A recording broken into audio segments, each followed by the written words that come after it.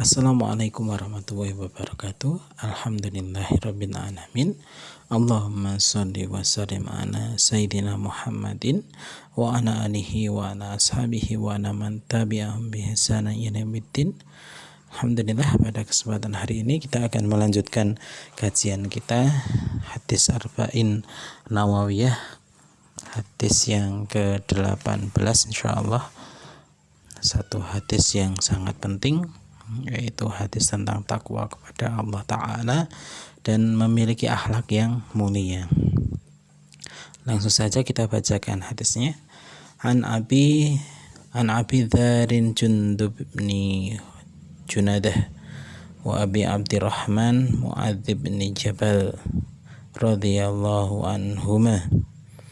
Dari Abu Dzar Jundub bin Junadah dan Abu Abdurrahman Mu'adz bin Jabal radhiyallahu anhuma, an Rasulillah sallallahu alaihi wasallam, dari Rasulullah sallallahu alaihi wasallam, qala, beliau bersabda,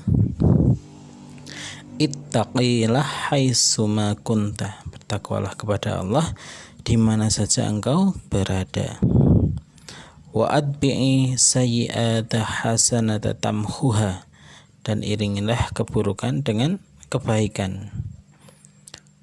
Niscaya kebaikan itu akan menghapuskan keburukan tersebut. Wa khaliqin nas bi khuluqin hasanin, dan berakhlaklah kepada manusia dengan akhlak yang baik.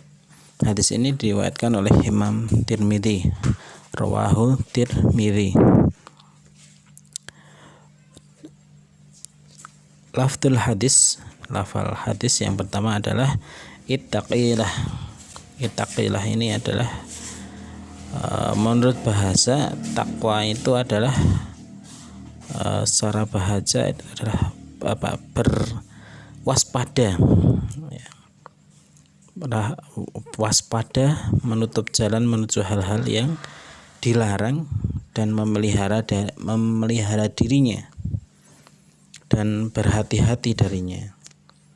Dan takwa kepada Allah Azza wa Jalla yaitu seorang hamba itu menjadikan antara dirinya dengan apa yang dia khawatirkan dari siksa Allah Subhanahu wa taala sebagai kehati-hatian serta kewaspadaan, yaitu dengan menjalankan semua perintah Allah Subhanahu wa taala dan menjauhi semua larangan Allah Subhanahu wa taala.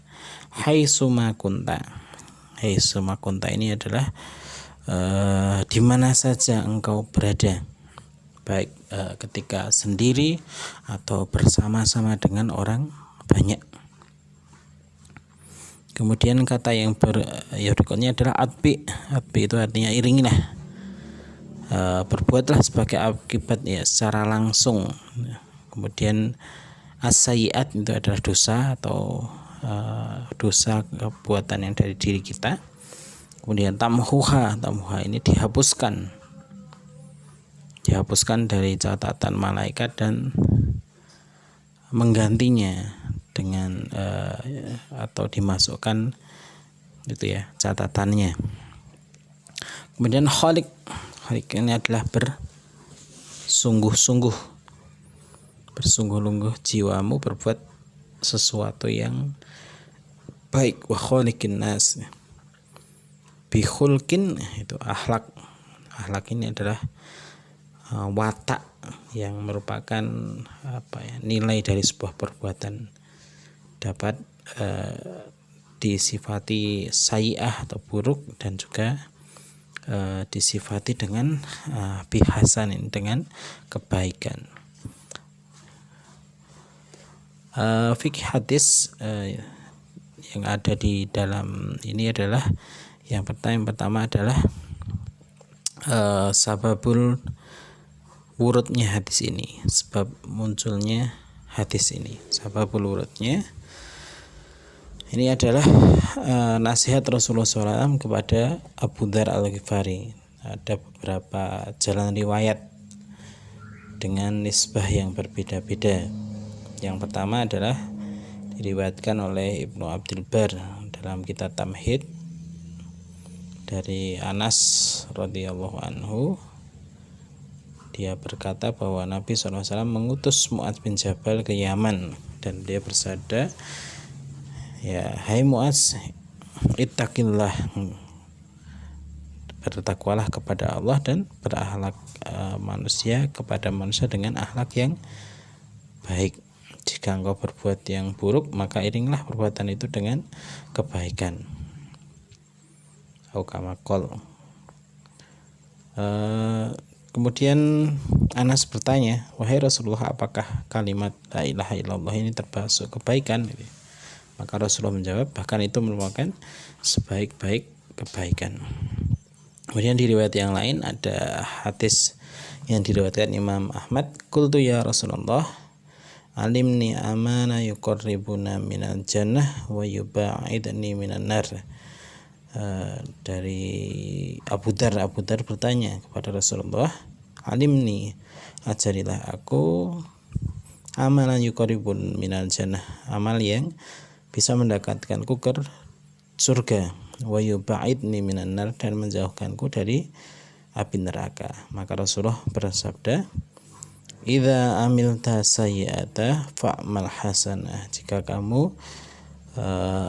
engkau berbuat keburukan, maka iringilah dengan perbuatan yang baik. Fa inna ma'ishru amsalihha, sungguhnya perbuatan itu dibalas dengan 10 kali lipat.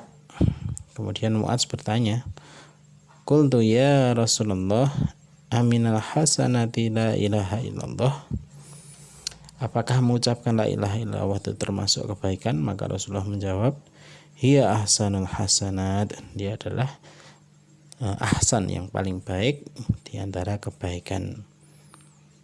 Kemudian yang kedua, manusia itu adalah khalifah yang mulia,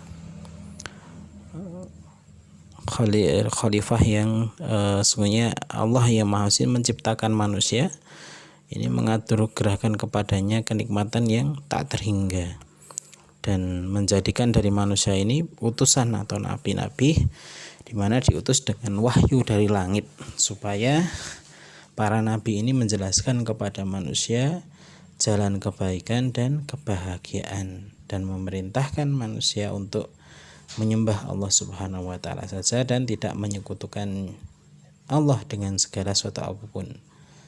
Kemudian manusia juga diperintahkan untuk menjauhi segala apa yang dilarang dan bersegera mengejarkan kebaikan dan mencegah segala kemungkaran. Dan hendaklah semua itu dijalankan untuk mewujudkan kebahagiaan manusia. Sebagian mereka bergaul dengan penuh kasih sayang, bersaudara, dan saling membantu dalam kebaikan, dan menghiasi diri dengan akhlak yang mulia, sehingga jiwa menjadi baik. Maka dengan akhlak yang mulia ini, jiwa akan menjadi baik, hati menjadi lembut, dan perkataan menjadi menawan. Dengan semua akhlak mulia itu, setiap orang akan menuai keberuntungan dan menuai kebaikan baik di dunia maupun di akhirat, serta mewujudkan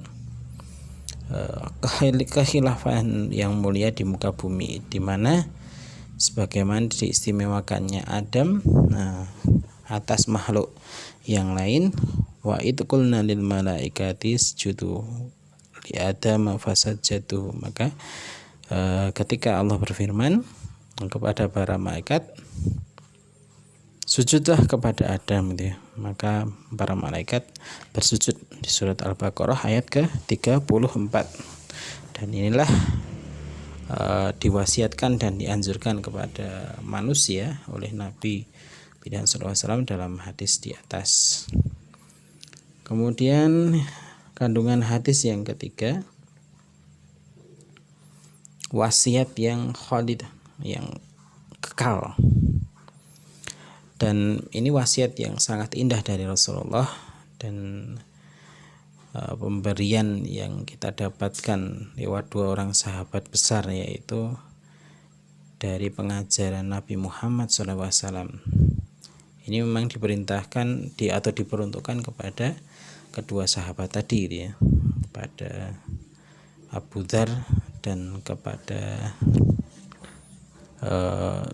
kepada Abu Dzar dan kepada Mu'adz bin Jabal gitu ya. Tapi hadis ini mereka dengar dari lisan Rasulullah, dan walaupun awalnya untuk kedua sahabat tadi, tapi kemudian menjadi petunjuk bagi umat manusia dan mengandung kebaikan yang menyeluruh gitu ya, serta manfaat yang sangat besar sekali. Dan hadis ini mampu menunjukkan cara untuk mendapatkan kebahagiaan di dunia dan di akhirat.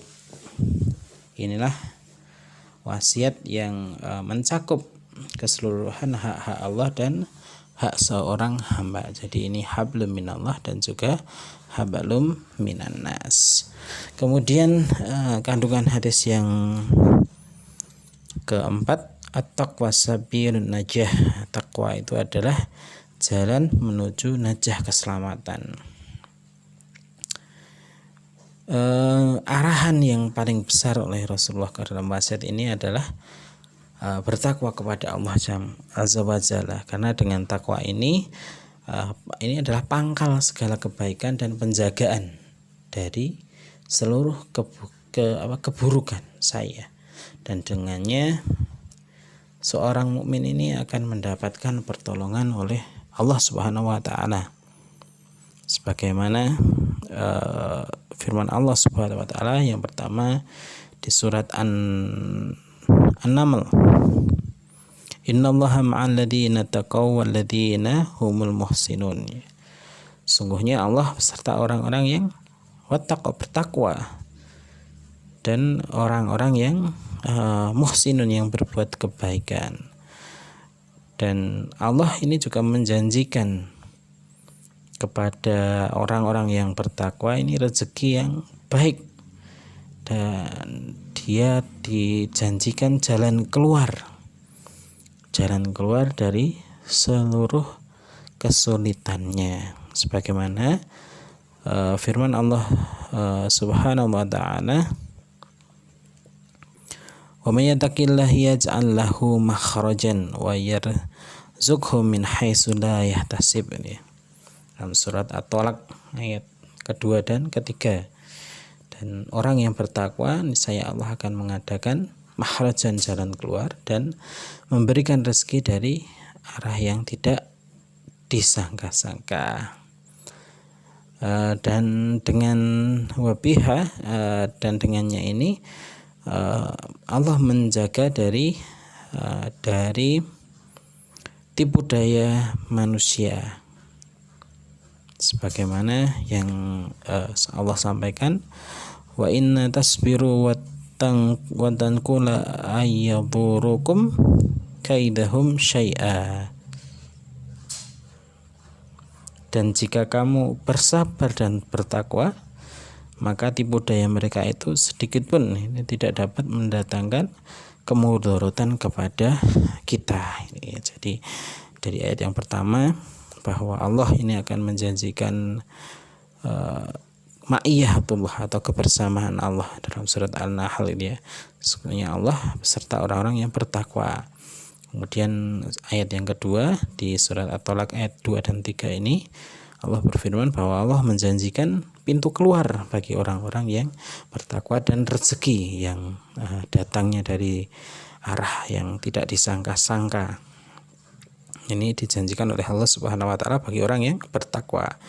Kemudian ayat yang ketiga ini di surat Al-A'raf ayat ke-156,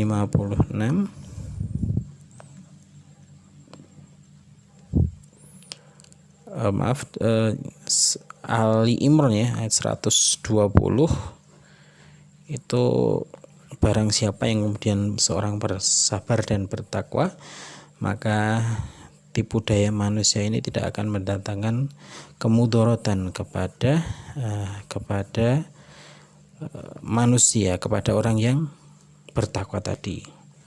Di Di samping itu juga Allah menjadikan orang yang bertakwa ini berhak atas rahmat-Nya.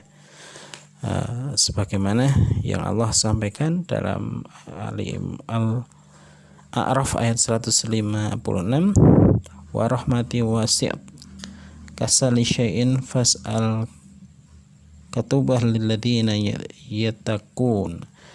Dan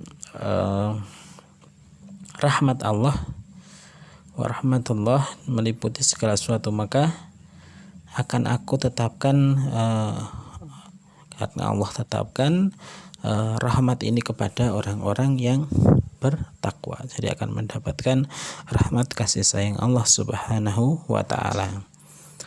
Dan di ayat berikutnya di sini disampaikan Allah mensifati diri Allah bahwa Allah ini berhak mendapatkan ketakwaan dan memberikan ampunan kepada orang-orang yang bertakwa, sebagaimana di surah Al-Mudaththir. Dan di akhir kelak akan mendapatkan di surga. Dan banyak sekali ayat dan hadis yang menjelaskan keutamaan seorang yang bertakwa. Dan orang bertakwa ini akan dan orang yang berpaling dari jalan takwa, maka dia akan mendapatkan kecelakaan dan kerugian.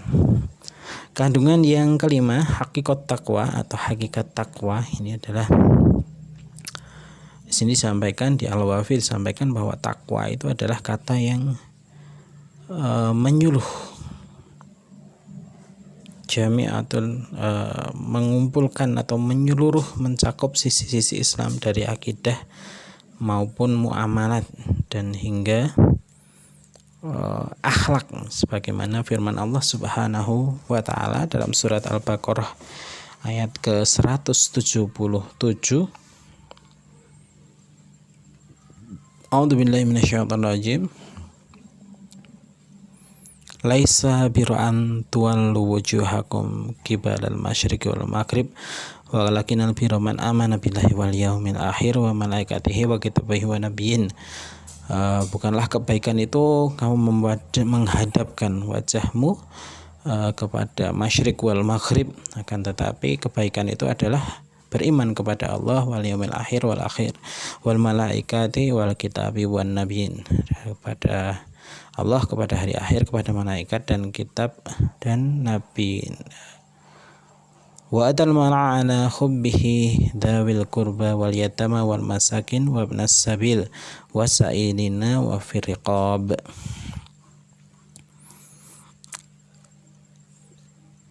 Dan memberikan harta yang dicintainya kepada kerabatnya, anak-anak yatim dan orang miskin serta musafir, dan orang yang meminta-minta, dan memerdekakan hamba sahaya. Wa aqama salat wa ata zakat, dan mendirikan salat dan membayar zakat. Wal mufuna bi ahdihim idza ahadu,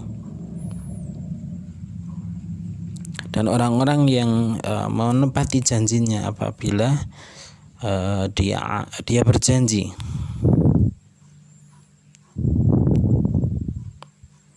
Wasabirina fil ba'sa'i wal dharai wal hisnal ba's, dan orang-orang yang sabar dalam kesempitan dan penderitaan dan dalam peperangan.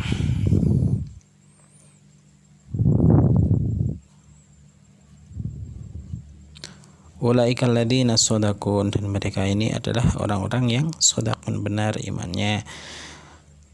Ulaika humul muttaqun, dan mereka itu adalah orang-orang yang bertakwa. Jadi orang-orang yang bertakwa, kalau menurut surat Al-Baqarah ayat 177 ini adalah orang yang beriman kepada Allah, kemudian malaikat, kitab-kitab, nabi, dan memberikan harta dirinya dan harta yang dia cintai, dia sayangi kepada kaum kerabatnya, anak yatim, orang miskin, musafir, dan orang-orang yang meminta-minta, serta untuk memerdekakan budak itu. Dan orang ini mendirikan sholat dan menunaikan zakat. Dan orang yang menepati janjinya ketika berjanji, dan orang yang sabar dalam kesempitan dan dalam peperangan. Dan ini adalah orang-orang yang bertakwa. Maka kalau kita simpulkan itu dari pemahaman ayat di atas, bahwa takwa itu bukanlah kalimat yang terucap atau seruan tanpa adanya petunjuk dan bukti, kan tapi takwa itu adalah amal yang terus-menerus dalam taatan kepada Allah Azza wa Jalla dan meninggalkan segala bentuk kemaksiatan secara penuh.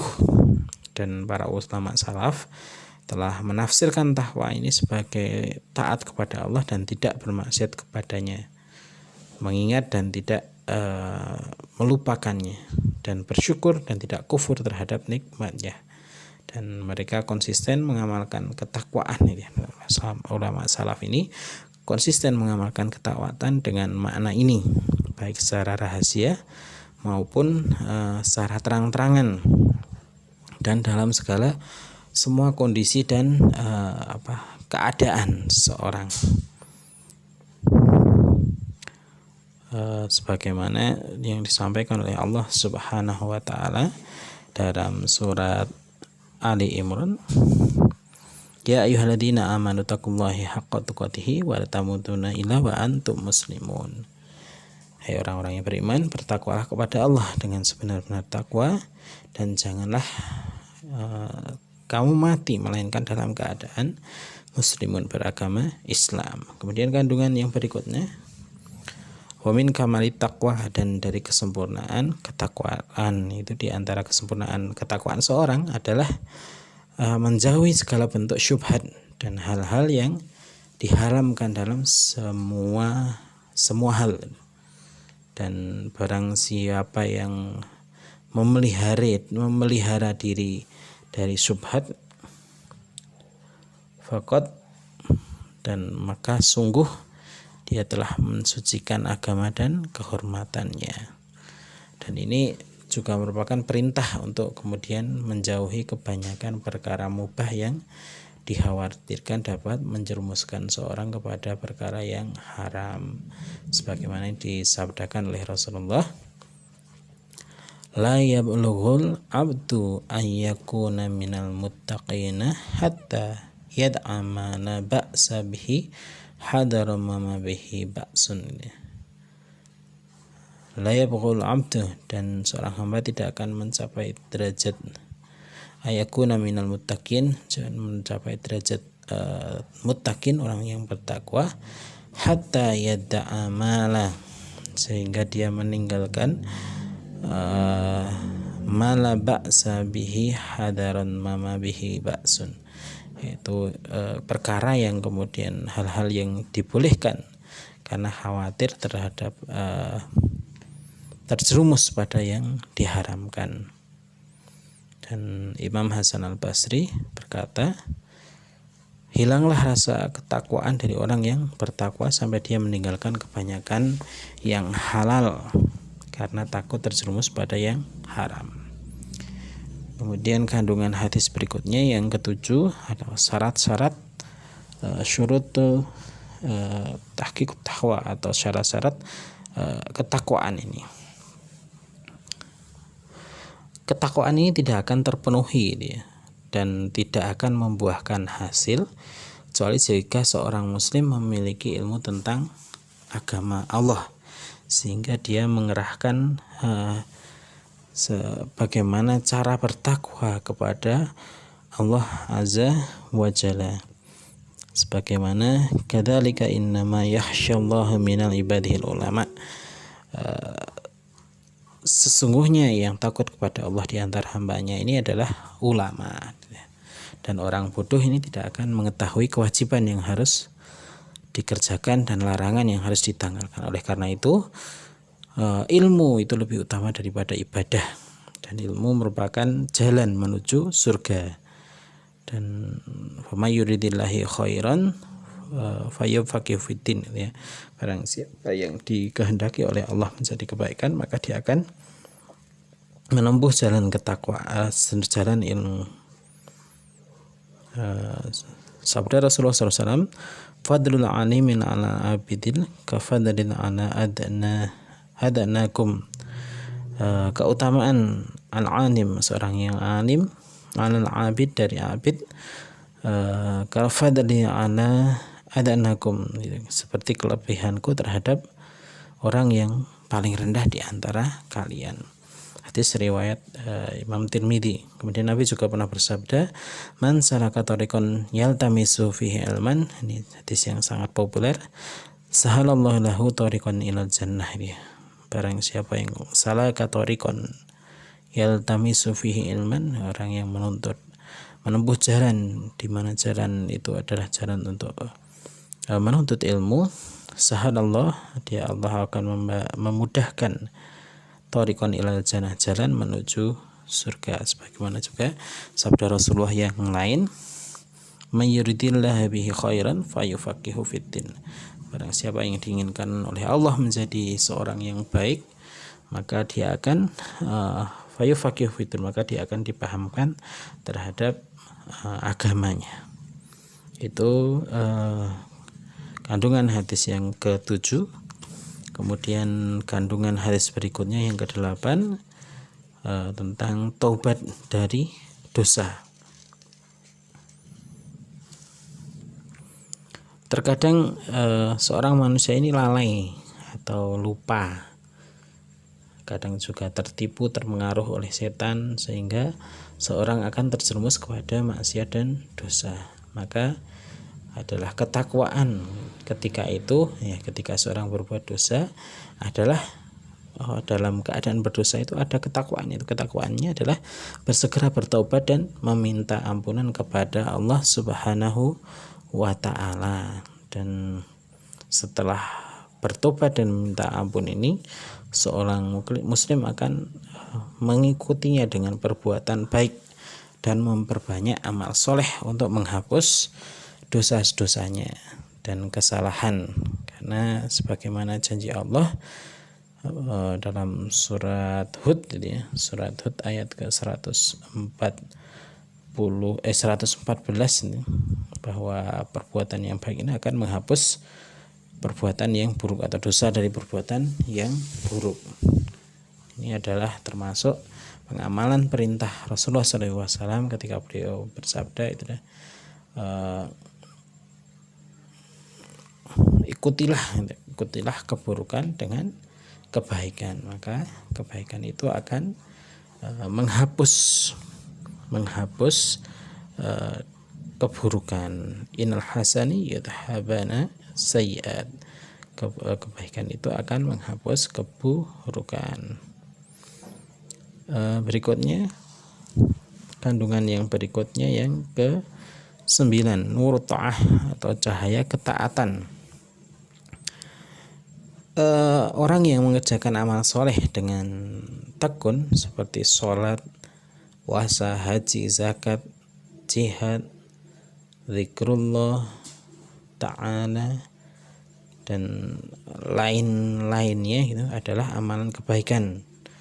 Dan kebaikan ini akan menghapuskan kekurangan seorang muslim atas ketergelincirannya dalam kesalahan dan penyimpangan. Banyak sekali hadis sahih yang menjelaskan tentang hal ini. Di sini di Al-Wafi ada beberapa yang disebutkan. Yang pertama yang sangat populer, man shoma ramadhana imanan wahtisaban ghufirallahu ma taqaddama min dzambi. Barang siapa yang berpuasa dengan penuh keimanan dan mengharap ridho Allah, maka dia akan diampuni dosa-dosanya yang telah lalu. Kemudian yang lain, ala adulukum ala ma yamkhullahi bihil khataya yarfa'u bihi darajat. Rasulullah pernah bersabda, maukah kamu tunjukkan kepadamu suatu perkara yang dengannya Allah akan menghapuskan kesalahan dan meninggikan seorang atau derajat seorang. Tentu saja para sahabat menjawab, bala ya Rasulullah, tentu saja ya Rasulullah. Maka kemudian Rasulullah bersabda, isba'u wudu'i 'alal makarihi, sempurnakan wudumu dalam keadaan tidak disukai. atau tidak menyenangkan gitu ya. Ketika misalnya malam yang terlalu dingin atau musim yang dingin banget ya, maka ini kita disuruh untuk menyempurnakan. Dimana ini adalah amalan yang akan menghapuskan kesalahan dan meninggikan derajat. Kemudian wa kasratul khuta ilal masajid, dan perbanyak berjalan menuju masjid. Wa intidharu sholatil ba'da sholat, dan tunggulah sholat sesudah sholat. Ini adalah hadis yang kedua. Kemudian yang hadis yang berikutnya, man haja hadzal bait, barang siapa yang berhaji ke rumah suci ini, falam yarfus walam yafsuk, tidak berbuat keji dan berbuat fasik, kharaja min dunubihi kayaumin waladathu ummuhu, gitu ya. Maka keluar dosa-dosanya, dunubihim kayaumin, sebagaimana hari waladatuhu ummuhu, dilahirkan oleh ibunya, seperti bayi gitu ya. Orang yang berhaji ke rumah suci kemudian tidak berbuat keji dan fasik, maka dia akan seperti bayi yang baru lahir. Ini adalah beberapa hadis dan ayat-ayat tentang keutamaan amal yang kemudian bisa mensucikan dari dosa. Kemudian yang ke-10, kandungan yang ke-10 adalah tentang taubat. At-taubah, dan ini adalah kesepakatan kaum muslimin bahwa kebaikan ini dapat menghapus dosa-dosa kecil ya. Sedangkan dosa besar, maksudnya dosa besar itu adalah dosa yang kemudian diancam oleh Allah dengan azab yang keras ya. Seperti durhaka kepada orang tua, membunuh manusia, memakan hasil riba gitu ya, minum homer gitu ya. Maka ini dinamakan dosa besar,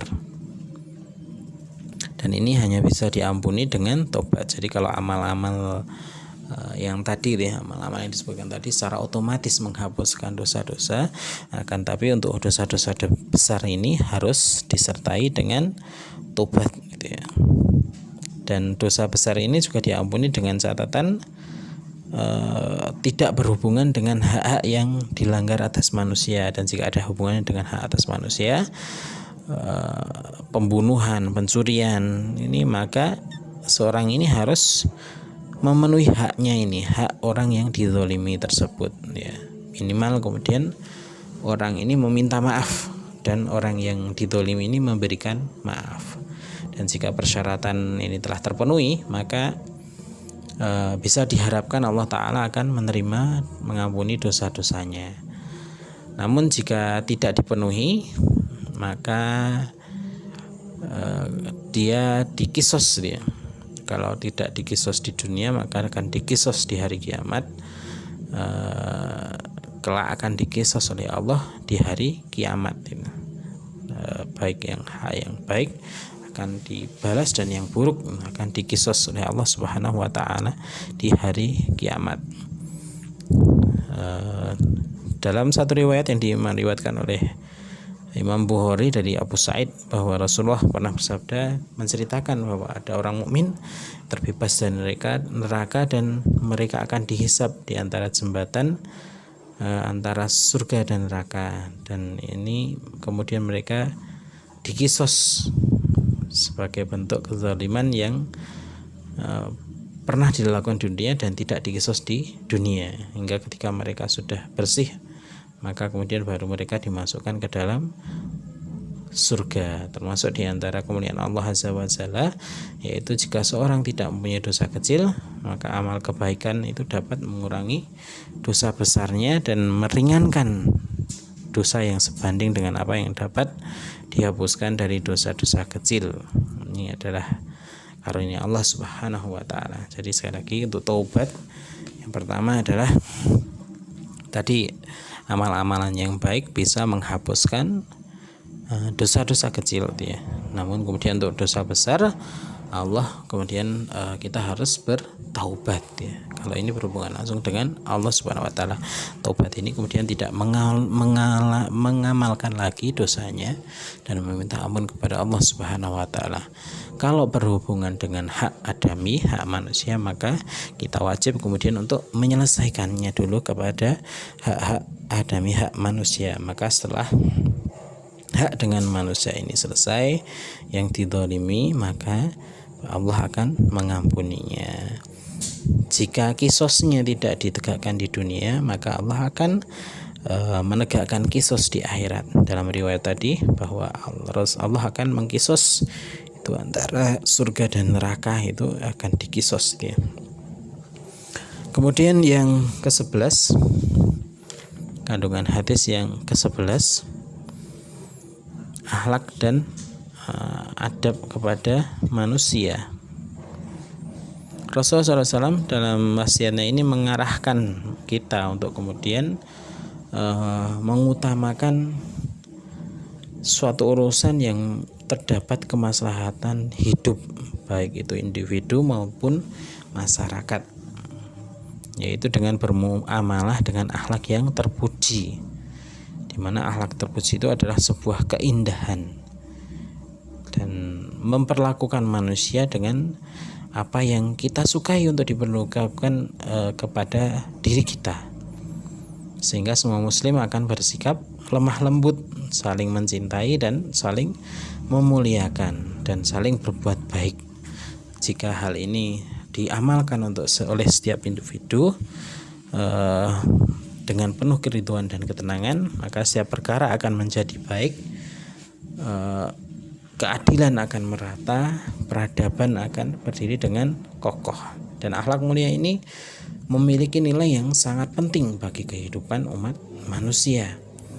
Maka Islam mendudukkan akhlak ini dalam posisi yang tinggi dan memberikan perhatian yang khusus, yang besar kepada akhlak mulia ini. Dan banyak sekali dalil tentang hal tersebut, baik dari Al-Quran maupun hadis Nabi yang mendorong manusia untuk kemudian mewujudkan akhlak yang mulia.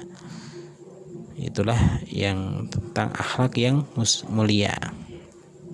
Banyak ya dalilnya dari Al-Quran dan dari hadis. Di Al-Wafi juga disebutkan beberapa ayat Al-Quran dan hadis dia. Lalu bagaimana itu ya di kandungan hadis yang ke-12 ini cara untuk meraih akhlak yang manusia yang mulia. Manusia ini dimungkinkan untuk kemudian mencapai akhlak yang baik dan luhur dalam riwayat yang diriwayatkan oleh Mu'adz bin Jabal dari Imam Hakim. Rasulullah SAW bersabda, memerintahkan kita untuk memperbaiki akhlak kita terhadap manusia, dan ini merupakan perintah itu ya. Adapun langkahnya gitu ya, langkah untuk meraih akhlak yang mulia itu diantaranya adalah yang pertama meneladani akhlak Rasulullah SAW. Ini adalah tingkatan yang paling tinggi. Laqad kana fi Rasulillahi uswatun hasanah. Makanya yang pertama. Kemudian yang kedua adalah bergaul dengan orang-orang yang bertakwa, para ulama, dan yang memiliki orang-orang yang memiliki akhlak yang utama. Dan ini bisa mengkonter keburukan-keburukan yang akan yang akhlak-akhlak buruk yang akan masuk ke dalam akhlak seorang. Kemudian kandungan yang berikutnya tentang al-akhlakul karimah atau akhlakul hasanah gitu ya, atau akhlak yang baik. Dan di antara tanda akhlak mulia adalah menyambung hubungan silaturahim, memaafkan kesalahan, berlapang dada, serta memberi walaupun sedang dalam keadaan sukar. Ini Rasulullah SAW bersabda kepada Uqbah itu ya, dia menyampaikan kepada Uqbah, maukah engkau kuberitahukan akhlak yang paling mulia atau semulia-mulianya akhlak penduduk dunia. Maka kemudian Rasulullah mengatakan, sambunglah silaturahim kepada orang yang memutuskan silaturahim, dan memberi orang yang tidak memberimu, dan maafkan orang yang menzalimimu. Ini adalah suatu hal yang kemudian tidak mudah gitu ya, atau menyambung silaturahim kepada orang yang memutus silaturahim, memberi orang yang tidak memberi kepada kita, artinya bahwa kita memang secara aktif memberikan, berinfak kepadanya, dan kemudian memaafkan orang yang menzalimi. Ini hal yang tidak mudah kita lakukan, namun bisa kemudian jika kita ingin melaksanakannya, dan termasuk akhlak yang mulia.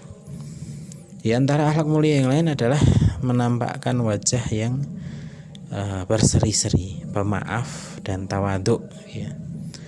Akhlak berkasih sayang kepada manusia dan husnudzon kepada manusia, dan tidak menyakiti manusia, sebagaimana sabda Rasulullah SAW, la tahqirana minal ma'rufi syai'an walau an talqa akhaka biwajhi talqih.